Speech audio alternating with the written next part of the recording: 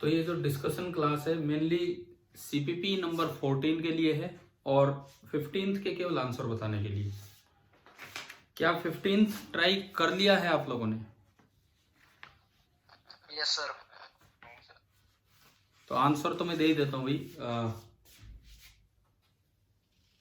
जिसने ट्राई नहीं किया है वो आंसर नोट ना करे, बाद में देख लेना। जिसने कर लिया है वो अपना देख ले। CPP number 15। अंकित आप ही बोलना फर्स्ट का आंसर। फर्स्ट का सी। सी सही है आपका। सेकंड। सेकंड का बी। सेकंड का बी। ना ना ना, ये एक्चुअली इस सीपीपी का बेस्ट क्वेश्चन यही है। इस सीपीपी का सबसे अच्छा सवाल यही है, ए।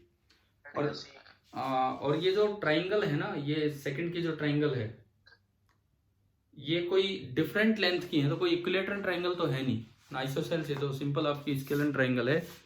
इस तरह का काम आपको दिया गया है ना। एक अच्छा रिजल्ट भी है, रिजल्ट की तरह भी हम याद रखें, लेकिन हम समझें भी कि ये कैसे होगा। लेकिन आज इसका डिस्कशन नहीं। इन सेंटर क्या होता है ये बताओगे? सर उसके बीच में एक सर्कल बना के उसका सेंटर। हाँ, एक्चुअली आपको इन चारों का मतलब भी पता होना चाहिए। Incentre, circumcentre, centroid, orthocentre, और फिर ये आप आंसर निकालना। थर्ड का बताएं। थर्ड सी सही है। फोर्थ। फोर्थ का ए। ए ये भी सही है। फिफ्थ। फिफ्थ का ए बी सी। हाँ ठीक है, ए बी सी। ये मल्टी करेक्ट टाइप था, ये multi select question. Sixth doubt है। सिक्स्थ में डाउट है। वैसे मैंने आपको करवाए थे डिस्टेंस ऑफ क्लोजेस्ट अप्रोच, उसका ये क्वेश्चन ही समझ नहीं आ रही। 7.7 करके नहीं खा सर। ना ना, सुनो मेरी बात सुनो। ये आपको जो डिस्टेंस ऑफ क्लोजेस्ट अप्रोच में जो पहला केस करवाया है, दो केस करवाए थे, उसके बाद फिर एक एग्जांपल लिया था बाद में, तीसरा क्वेश्चन। पहला केस जिसमें सेंटर लाइन पे जाता है और वो न्यूक्लियस, टारगेट न्यूक्लियस फिक्स मान लेते हैं, वो वाला केस ये मानना था। और ये जो है ना 7.7 mega electron volt alpha particle, मतलब एक अल्फा पार्टिकल के पास इतनी काइनेटिक एनर्जी थी इनिशियल। और मैंने शायद उस दिन ये इसका नाम भी लिया होगा या नहीं, ये एक्सपेरिमेंट हुआ था उसमें यूज हुआ था। तो इन्होंने क्या किया, गोल्ड न्यूक्लियस का साइज निकाला 30 फर्मीटर, जो बहुत गलत था, 5 टाइम्स ज्यादा था। बाद में पता लगा इलेक्ट्रॉन स्कैटरिंग एक्सपेरिमेंट से कि वो 6 फर्मीमीटर है उसका साइज। लेकिन एक फर्मीमीटर की रेंज में तो हम गए, हमें ये तो पता लगा कि न्यूक्लियस का साइज 10⁻⁻15 मीटर होता है। चलो ये तो इतिहास हो गया, साइंस का इतिहास। लेकिन अब आपको ये सवाल करना है, करेंगे अपने आप ये ट्राई? सेवंथ का बताएं, बोलो। सी। सी सही है। 8 ए ये भी सी है। और 9th डी। डी। तो अंकित आपके कितने नहीं हुए कुल मिला के? एक तो सेकंड है। सेकंड तो अभी बहुत, और एक वो distance of closest approach. Sixth का तो आपकी क्लास में करवाया हुआ है। सेकंड एक अच्छा सवाल है जो आपको ढंग से सोचना है। मैंने आपको आंसर दे दिया है, अब उसके अकॉर्डिंग आप देखना, है ना। ठीक है, बाकी बच्चे भी भाई अभी ट्राई कर लेना ये कल तक। ऐसा ना हो कि हम ये ना ही करके रखें, यूं ही छोड़ते रहें। कर लेना अब इसको कल तक ही। अब आते हैं हम सीपीपी नंबर 14 पे।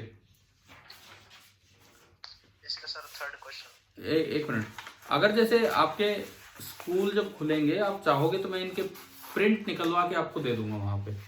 ठीक है, आपके पास खुद अरेंजमेंट है घर पे तो आप खुद निकाल सकते हैं, नहीं तो स्कूल खुलने में हम निकालेंगे। अभी आप अपने कंप्यूटर लैपटॉप से जहां से पढ़ लेना। CPP number 14। अब हम इसके डिस्कशन पे आते हैं। सबसे पहले तो मुझे पहला सवाल बताओ, ये हो गया?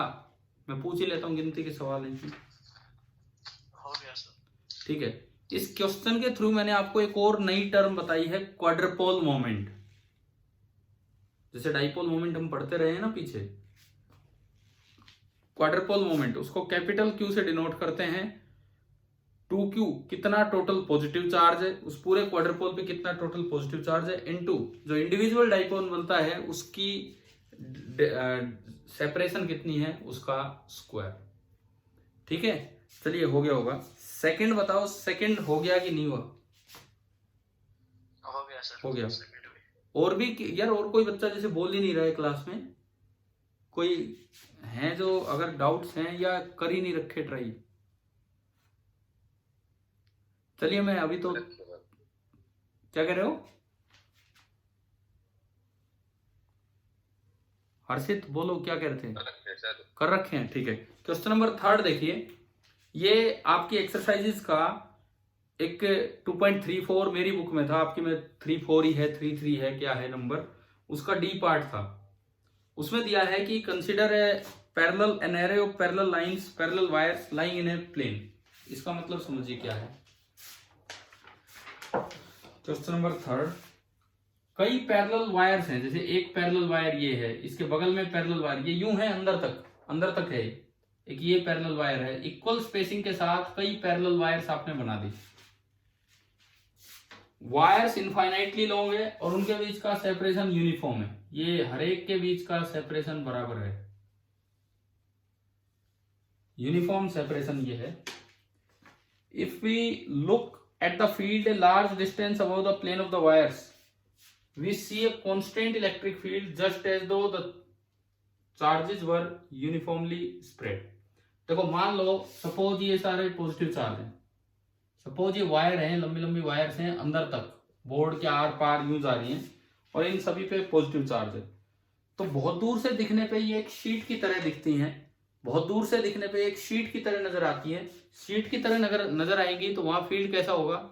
यूनिफॉर्म होगा। हमने पढ़ा है कि एक इनफाइनाइट शीट का field sigma upon epsilon not या सिग्मा अपॉन 2 एप्सिलॉन नॉट, तो वो तो यूनिफॉर्म ही होता है। क्लियर है ना ये बात? तो ठीक है, तो बहुत दूर से देखने पे तो ये शीट की तरह नजर आती है। एक्चुअली इनकी फील्ड लाइंस कैसी होती हैं? इनकी जो फील्ड लाइंस हैं वो इस तरह से हैं।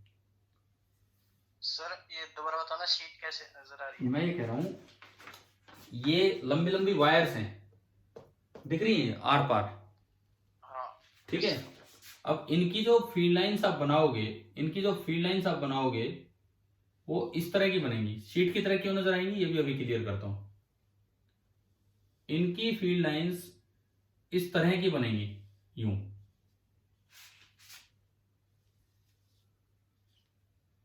इस तरह से इनकी फील्ड लाइंस बनेगी। और इधर तो कोई है ही नहीं दूसरी वायर, तो मैं इधर जा नहीं रहा हूं।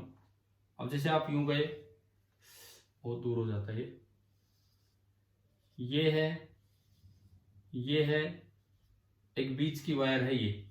तो आप ये देखो, जब आप इस इलाके में पहुंचोगे यहां से काफी दूर, तो क्या आपको कई पैरेलल वायर्स नजर आ रही है कि नहीं, विद ऑलमोस्ट इक्वल स्पेसिंग। जब आप यहां पहुंच जाओगे इस रीजन में यहां कहीं जाके आपको पैरेलल लाइंस दिखने लगी हैं कि नहीं?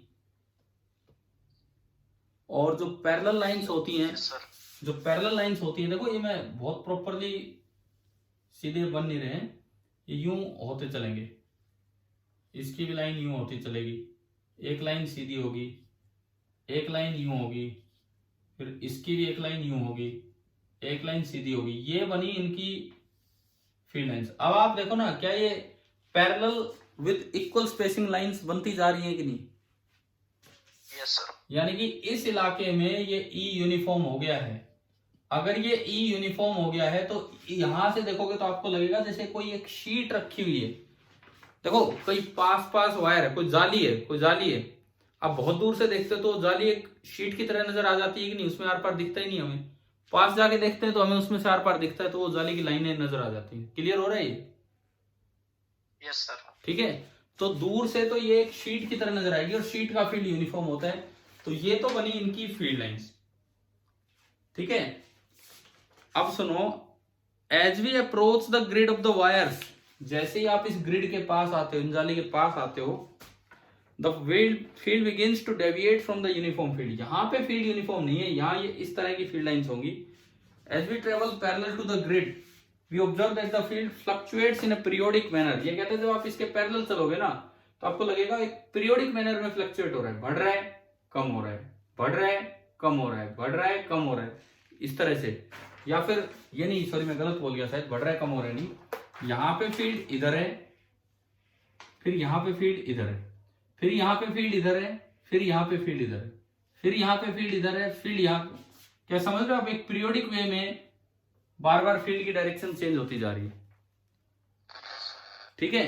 तो ये ऐसा वेरिएशन है, ये जो मैंने कहा है। अब ये आपकी बुक में एक बार वो बुक खोलोगे 2.34 का डी पार्ट, क्या मांगा उन्होंने, क्या पूछा है?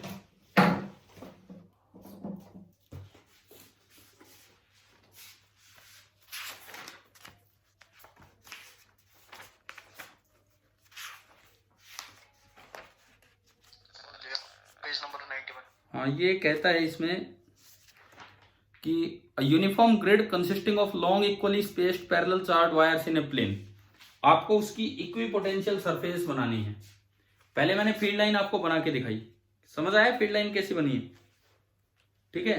अब आप इसके आंसर पे चलिए, इसके आंसर पे 2.34 के डी पे ये लिखता है a periodically varying shape near the grid which gradually reaches the shape of plane parallel to the grid at far distances। 291 page पे मेरी बुक में आंसर दिया है ये।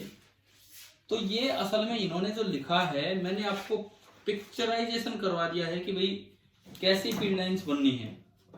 हम जानते हैं कि फील्ड लाइंस हमेशा सरफेस के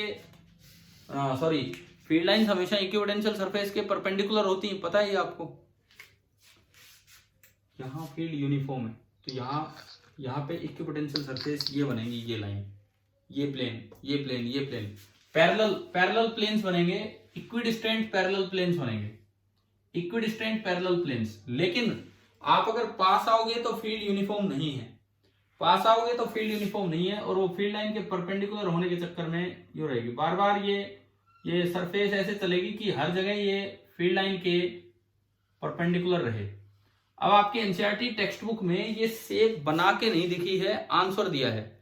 मैंने आपको आपके सीपीपी नंबर 14 में इक्विपोटेंशियल सरफेसेस की शेप बना के दिखा दी है कैसी है, और ये जो बोर्ड पे डायग्राम है इसमें तो फील्ड लाइन भी बना के दिखा दी है। तो क्या अभी बताओ कि अभी ये क्वेश्चन क्लियर हो गया है कि नहीं? Yes sir. ठीक है, ये आपकी फील्ड लाइंस है। आप अगर चाहो तो अपने सीपीपी 14 के डायग्राम में या खुद अपनी कॉपी के अंदर एक अच्छे से डायग्राम बना सकते हो जिसमें यहाँ पे इक्वल स्पेसिंग सी नजर आ जाए, और ये उसके पैरेलल प्लेन्स है, लेकिन यहाँ आते आते उनमें वेरिएशन होगा। तो यही सब उसमें दिया है पीछे आंसर में। और मैंने तो ये आपको ये भी बता दिया है कि ये डायग्राम कहाँ से लिया है, लिख रखा नहीं इसमें, क्योंकि मैंने खुद थोड़ी बनाया डायग्राम। कौन सी बुक से लिया है डायग्राम? ये जो आपकी एनसीईआरटी का क्वेश्चन था उसका डायग्राम। हाँ, ये फेनमैन लेक्चर्स इन फिजिक्स। असल में एक्चुअली एनसीईआरटी बुक ने क्वेश्चन वहां से उठाया है, क्योंकि वो पहले के लेक्चर से एनसीईआरटी बुक बाद में बनी है, तो एनसीईआरटी बुक ने सवाल वहां से उठाया, तो उसमें भी डायग्राम था। चले भाई, तीसरा हो गया। Yes sir. अब बताओ फोर्थ में कोई डाउट है? फोर्थ भी मैंने वहीं से उठाया फेनमैन लेक्चर। आ गया ये तो समझ आ गया ना आपको। दूर से ये जो शीट होती है, स्क्रीन, इसको स्क्रीन बोल देते हैं, ये स्क्रीन जो है शीट की तरह ही बिहेव करने लग जाती है।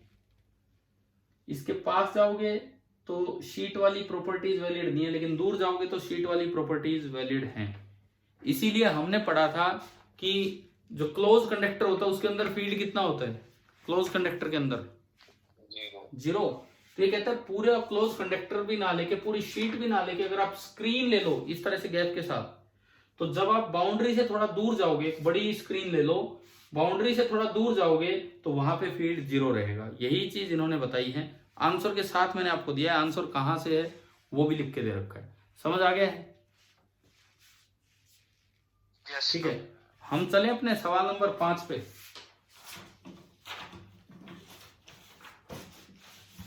चलिए, फिफ्थ में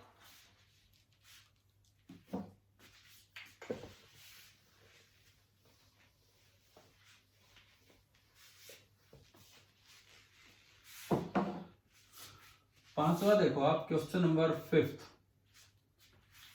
देर are 2 conducting concentric cells, cell having radius r1 छोटा है, आगे बता रखा है, टोटल चार्ज q1। आपको ये दिया है रेडियस R1 और चार्ज Q1, कंसेंट्रिक है, और दूसरे का रेडियस R2 और चार्ज आपका है Q2, ये है। तो आपको ये बताना है कि एक तो पोटेंशियल एट ए पॉइंट जो कि दोनों के ही अंदर है, R<R1। तो ये बड़ा आसान है वैसे लिखना, ए पार्ट का आंसर लिखता हूं मैं। जब पॉइंट दोनों के ही अंदर होगा तो पोटेंशियल पहले की वजह से भी KQ अपॉन रेडियस, हम जानते हैं कि अगर सेल के अंदर पॉइंट होता है तो KQ बाई रेडियस करना होता है, और बाहर होता है तो KQ upon distance from the centre करनी होती है, याद है ये चीज? Yes sir, yes sir. तो दूसरे के लिए भी कितना होगा, KQ2 बाई R2। जब तक आप यहां नहीं पहुंच जाते ये पोटेंशियल इतना ही रहना है। तो मैं लो एक हल्का सा ग्राफ भी, क्योंकि ग्राफ भी मांगा है इन्होंने, V विद R। तो आपको एक चीज तो समझ आ गई होगी कि भाई यहां तक तो पोटेंशियल सेम रहना है, R1 तक तो पोटेंशियल सेम रहना है, कांस्टेंट रहना है। कितना रहना है, KQ1 by R1 plus KQ2 by plus KQ2 upon R2। हो गया पहला part. Second part, find potential at A point R1 से और R2 के बीच में।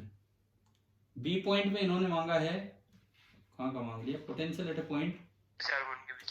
हाँ, R1 से और R2 के बीच में। क्या होगा R1 से R2 के बीच में, बताओ? KQ1 अपॉन R प्लस देखो KQ2 हाँ अपॉन बिल्कुल सही, यहां से बाहर है तो पहले की वजह से तो हो जाएगा KQ1 अपॉन R, और दूसरे की वजह से KQ2 अपॉन R2। समझ आ रहा है? और ये ना ये डिक्रीज होने लगेगा, क्योंकि अब जैसे जैसे R बढ़ेगा, ये तो कांस्टेंट है परंतु ये वैल्यू कम हो रही है। ठीक है, तो ये ग्राफ किसी तरह नीचे की तरफ उतरेगा, किसी तरह थोड़ा नीचे उतरेगा। कहां तक,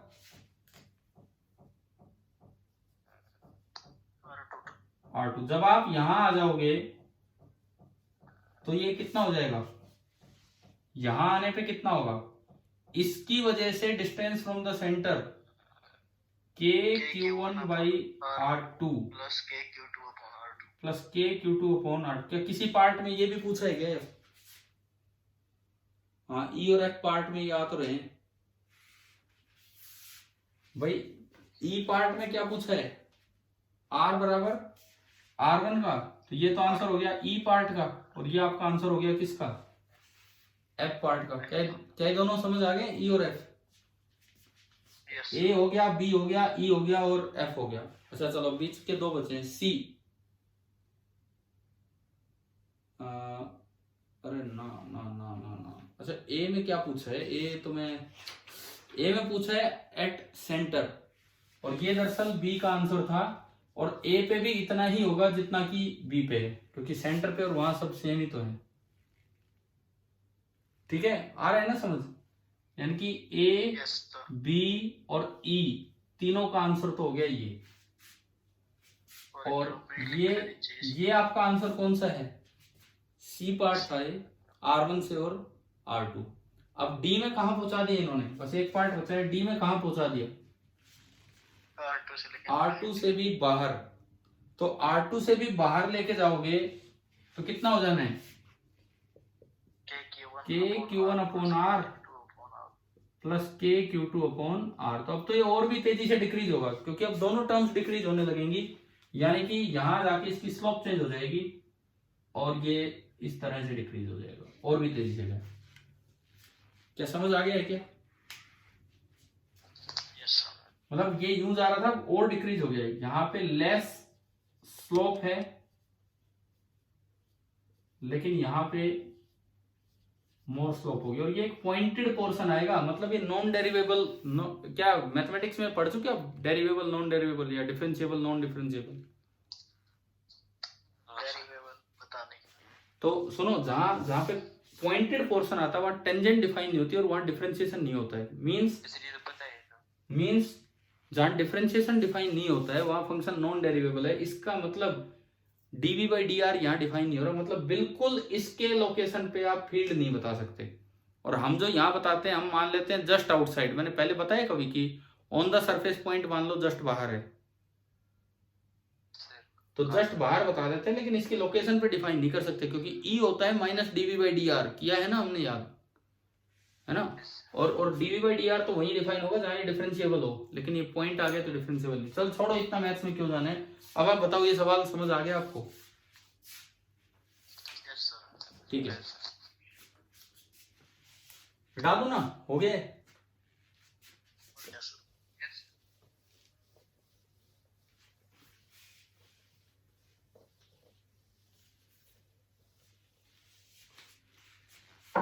क्वेश्चन नंबर 6 जेई 2019 का एक सवाल। सर इसके ए पार्ट में ए की जगह क्यों आएगा ना?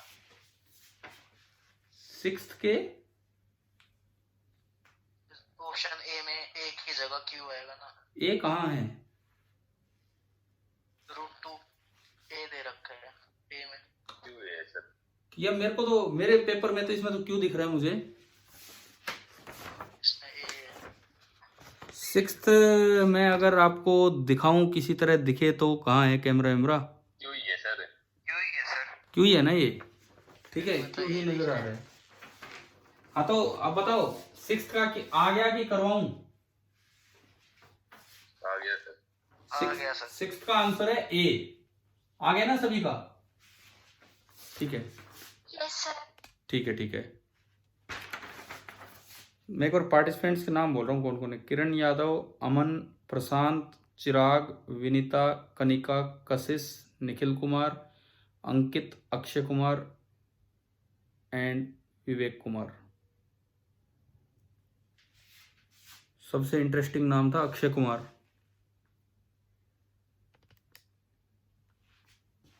हाँ जी अक्षय कुमार जी बताओ, कर लिए क्या ट्राई?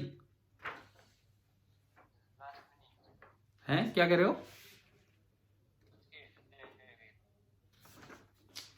सुनाई नहीं दिया मुझे, बहुत धीरे बोल रहे हो। चलो 6th का ए। 7th बताओ।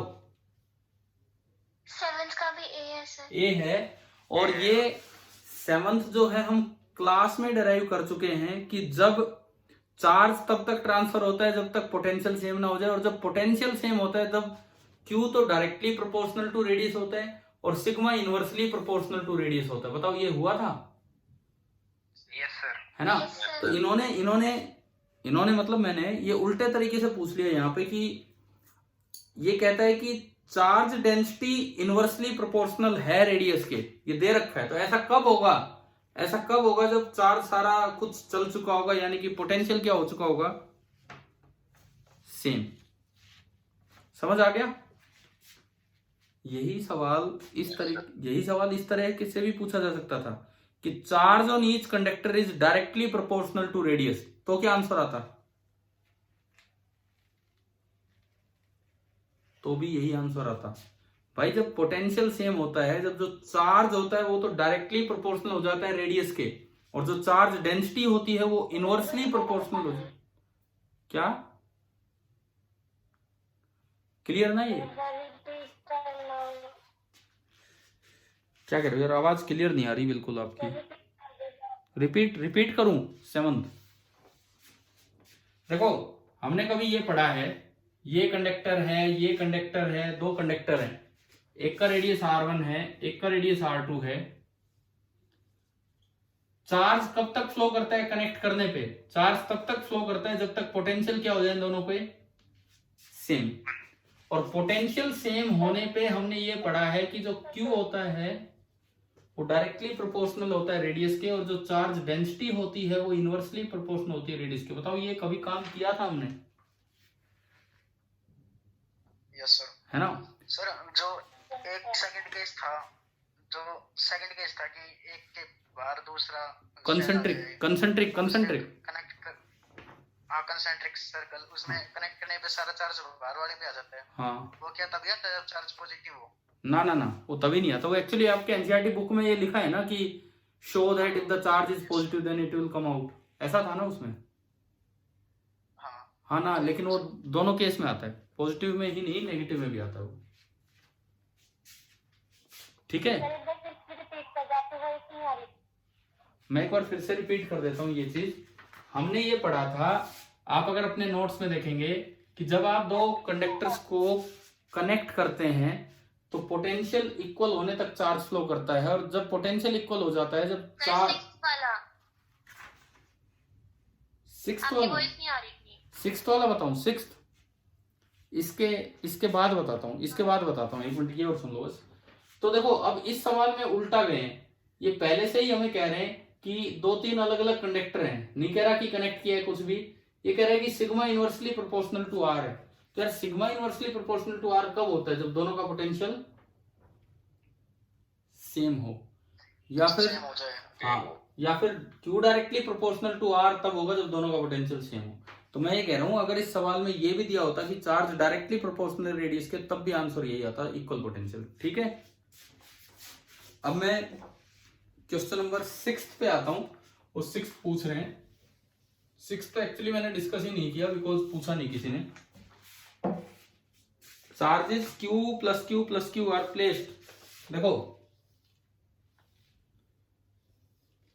ये आपके चार्ज रखे हुए हैं, capital Q plus Q and plus Q, और ये एक आइसोसेल्स ट्रायंगल दी है, राइट एंगल आइसोसेल्स ट्रायंगल। मान लो ये लेंथ A है, तो ये लेंथ भी A होगी, और पाइथागोरस से ये लेंथ हो जाएगी √2a। अब ये कहता है कि नेट इलेक्ट्रोस्टैटिक एनर्जी कॉन्फ़िगरेशन की 0 है। तो नेट इलेक्ट्रोस्टैटिक एनर्जी लिखने का तरीका तो यही है, पेयर बनाओ 1 2 1 3 2 3। एक को मैंने 1 बोल दिया, एक को 2 बोल दिया, और एक को 3, है ना भाई? ध्यान है ना ये? Yes sir. जो पूछ रहे हैं मैं उनसे बोल रहा हूँ। विनीता आप ही पूछ रहे हो, कौन पूछ रहे हो, है ना? याद है ना आपको ये कैसे लिखा है हमने? तो देखिए अब इसमें U12 K capital Q small q upon A, 13 K capital Q small q upon √2a, 23 K Q upon A, और इसको 0 करके कैपिटल Q निकालना है। इसमें से K Q बाई A तो कॉमन आ गया ना, K बाई A कॉमन आया, फर्स्ट टर्म बची, नहीं छोटा Q कॉमन आ रहा है, कैपिटल Q बची, second term capital Q upon √2, and third term small q और इज इक्वल टू 0, यानी कि capital Q into 1 plus 1 by √2 that is equal to -q। LCM लोगे, √2 उधर जाके मल्टीप्लाई होगा, और √2 प्लस 1 नीचे आ जाएगा आपका आंसर। अब A ठीक है। अब मैं आता हूं क्वेश्चन नंबर 8 का आंसर बताओ। डी। ये शेयरिंग ऑफ चार्ज पे एक आसान सवाल था, क्या डाउट है किसी को 8वें में? No sir. ना यस सर कोई बोले तो है। हर्षित आप बोले हो, कौन बोले? 8 देख लो एक बार, सुन लो, अगर डाउट है तो।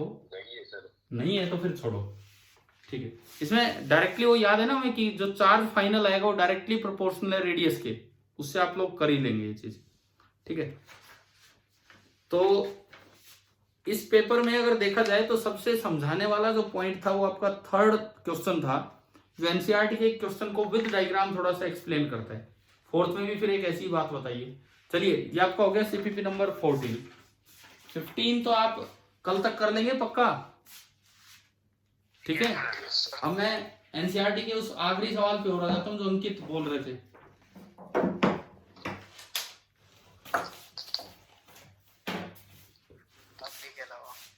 हैं क्या कह रहे हो? आखिरी के अलावा और कुछ डाउट है? इससे है क्या, बुक से, एनसीईआरटी से? एनसीईआरटी बुक से, पेज तो नंबर 87। एक मिनट आप बोलते रहो क्योंकि मेरे पास अभी एनसीईआरटी बुक ही है। पेज नंबर 87, सवाल नंबर सर 2.18 का सी पार्ट। अच्छा एक तो ये सुनो भाई बच्चों, 2.16 जो है 16 अभी के लिए छोड़ दो, गॉसलो के बाद हम बाउंड्री कंडीशंस पढ़ पाएंगे तो वहां पे हम ये बाउंड्री कंडीशंस ही हैं। अच्छा सवाल है 2.16, तो ये तो छोड़ देना, ठीक है। 18 आपको क्या बताता है कि अगर आप 0 लेवल पोटेंशियल एनर्जी का चेंज कर दें तो आंसर्स कैसे दिए जाते हैं। मैंने एक दिन क्लास में 0 लेवल चेंज करके दिखाया था, पोटेंशियल का या सर इसका जो पोटेंशियल सी में जो ये बी पार्ट करना है ना, बी का आंसर नहीं आ रहा। What is the minimum work required to free the electron? भाई सुनो, वर्क रिक्वायर कितना करना पड़ेगा फ्री करवाने के लिए, ये आपके जीरो लेवल पे कभी डिपेंड नहीं करेगा, कभी भी डिपेंड नहीं करेगा। आपका आंसर क्यों नहीं आ रहा, मैं आपको ही हिंट दे रहा हूं। ये आपने इसकी तो एनर्जी चेंज कर दी। पहले वाला दे रखा है। हाँ तो मैं वही तो कह रहा हूँ, वर्क रिक्वायर्ड आप पे डिपेंड ही नहीं करेगा जीरो लेवल चेंज करने से। काइनेटिक एनर्जी और वर्क रिक्वायर्ड कभी डिपेंड नहीं करते हैं जीरो लेवल चेंज करने पे। केवल और केवल potential energy and total energy depend करती है। केवल देखो, काइनेटिक एनर्जी बदल नहीं सकती। पहली बात, कोई इलेक्ट्रॉन घूम रहा है, उसे क्या मतलब आप जीरो लेवल कहां मान के चले, वो तो जिस स्पीड से घूमना उसी से घूमेगा। समझ रहे हो? मैं एक बार ढंग से करवा दूं भाई, जो भी बच्चे हैं यहाँ एक बार देख लीजिए, एक अच्छा सवाल है। हाँ भाई, हो इंटरेस्टेड, करवाऊं ये सवाल? ठीक है, तो अपनी बुक में पढ़ो एक बार। सवाल नंबर ये हमारा क्वेश्चन नंबर 18 है। देखो जीरो लेवल ये कहां पहुंचा रहा है, 1.06 सेपरेशन पे। इधर अब समझना इस चीज को, जो नॉर्मल हाइड्रोजन एटम होता है उसमें न्यूक्लियस में एक प्रोटॉन होता है और अक्सर एक इलेक्ट्रॉन उससे घूम रहा होता है 0.53 एंगस्ट्रॉम सेपरेशन पे। अक्सर एक इतने उससे घूम रहा होता है। मैं आपको स्पीड भी बता देता हूं, हालांकि इस सवाल में नहीं दी गई है, जरूरत भी नहीं, इन्होंने कुछ और इंफॉर्मेशन दे दी। इसकी जो स्पीड होती है 2.2 इंटू 10⁻6 मीटर पर सेकेंड होती है। एच एटम की बात कर रहा हूं। एक इससे डबल सेपरेशन आपने लिया 1.06 एंगस्ट्रॉम सेपरेशन, अगर इलेक्ट्रॉन यहां होता तो क्या होता, और एक मैंने ले लिया इनफाइनाइट सेपरेशन, अगर इलेक्ट्रॉन यहां होता तो क्या होता। तीन डिफरेंट सिचुएशंस में मान के चल रहा हूं, लेकिन अगर एच एटम आपने बोला है तो इलेक्ट्रॉन केवल और केवल इतनी सेपरेशन पे है, केवल और केवल इतनी सेपरेशन पे। मैं अभी 2-3 पार्ट बनाऊंगा। एक बार मैं फर्स्ट पार्ट में U0 यहां मानूंगा, पोटेंशियल एनर्जी 0, फर्स्ट पार्ट। फिर सेकंड पार्ट में इधर उधर कहीं शिफ्ट करेंगे। पहली बात, हमें एक चीज याद रहती है कि अगर पोटेंशियल एनर्जी इनफाइनाइट सेपरेशन पे 0 है तो किसी R सेपरेशन पे पोटेंशियल एनर्जी का एक्सप्रेशन होता है KQ1Q2/R। ये याद है? yes, sir. तो let U at infinity be 0।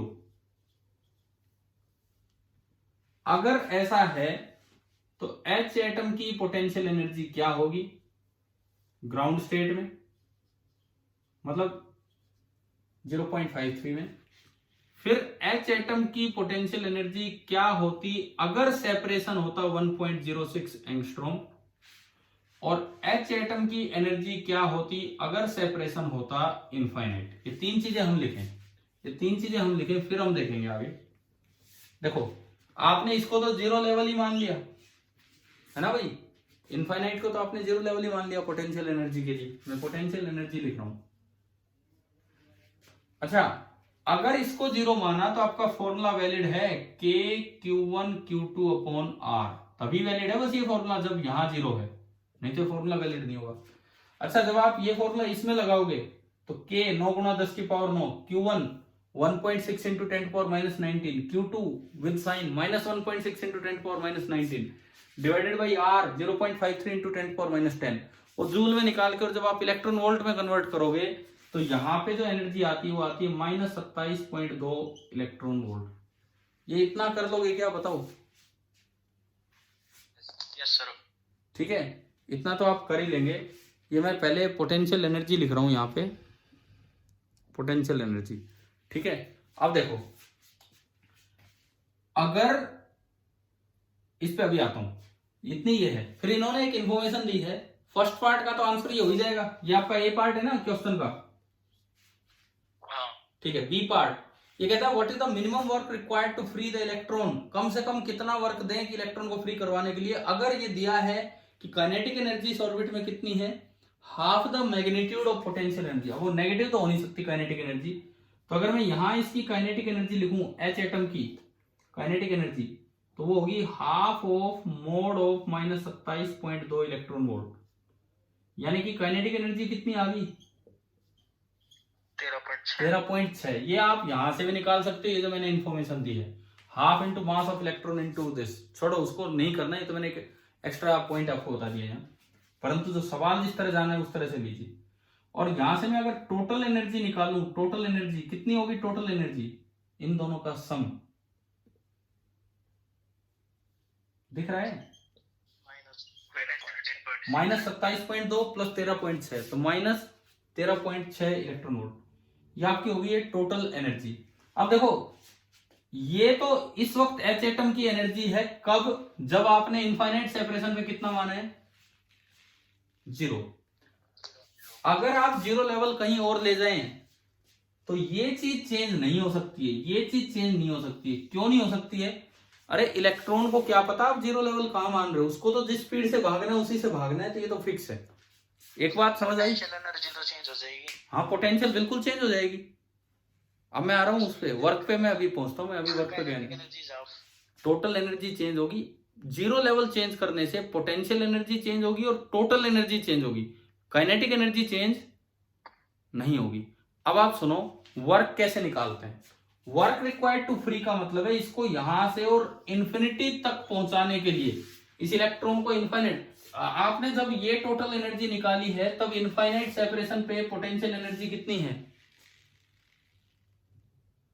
Infinite separation पे पोटेंशियल कितनी है, 0। और मिनिमम वर्क निकालना है तो मतलब जस्ट उसे वहां पहुंचा के छोड़ दो, मतलब उसकी काइनेटिक एनर्जी भी कितनी कर दो वहां, 0। तो आपको -13.6 से टोटल एनर्जी 0 करनी है, पोटेंशियल भी 0, काइनेटिक भी 0, टोटल 0 करनी है। तो -13.6 में कितना जोड़ू कि टोटल 0 हो जाए, +13.6, ये बी पार्ट आ गया, ठीक है। आपका वर्क जो है ना वो भी आपके चॉइस ऑफ 0 लेवल पे डिपेंड नहीं करने वाला है, कारण बता देता हूं। आप अगर 0 लेवल कहीं और उठा लाते हैं, टोटल एनर्जी चेंज होगी, लेकिन ये भी चेंज हो जाएगी, इन्फिनिटी की पोटेंशियल एनर्जी चेंज हो जाएगी, 0 तो कहीं और पहुंचा देंगे आप। ये डिफरेंस जो है ना अगेन कितना रहेगा आपका, 13.6। अब ये बी पार्ट, सी पार्ट में कहता है कि ये पोटेंशियल एनर्जी का 0 लेवल कहां ले गया, 1.06 एंगस्ट्रॉम सेपरेशन पे। फटाफट देखो कितना, मीटिंग का कितना टाइम बचा है, एक बार देख के बताना। तो जल्दी सुनो, जल्दी सुनो। अब आपको पहले इंफिनिटी पे 0 मान के इसकी भी एनर्जी लिख लेनी है, इसकी -27.2 है तो इसकी बनेगी -13.6। ये तो आपकी मीटिंग बीच में ऑफ हो गई, कोई नहीं, आप ये वीडियो लेक्चर से कंप्लीट कर लेना, मैं इसमें दिखा रहा हूं। अब देखिए जस्ट इधर वीडियो लेक्चर से, चलो मैं दोबारा स्टार्ट करके दिखाता हूं, जस्ट 2 मिनट की बात है, ये आप यहां से सुन ही लीजिए कि कैसे क्या हो रहा है। देखिए इधर -13.6 इलेक्ट्रॉन वोल्ट, -13.6 इलेक्ट्रॉन वोल्ट इसकी बनेगी। इसको 0 लेवल बनाने के लिए इसमें भी 13.6 जुड़ेगा, इसमें भी 13.6 जुड़ेगा और इसमें भी 13.6 जुड़ेगा, और इस तरीके से आप इसको कंटिन्यू करना। हम दोबारा एक बार 5 मिनट का वीडियो लेक्चर बना लेंगे, लेकिन आप इसे ट्राई कीजिए तब तक।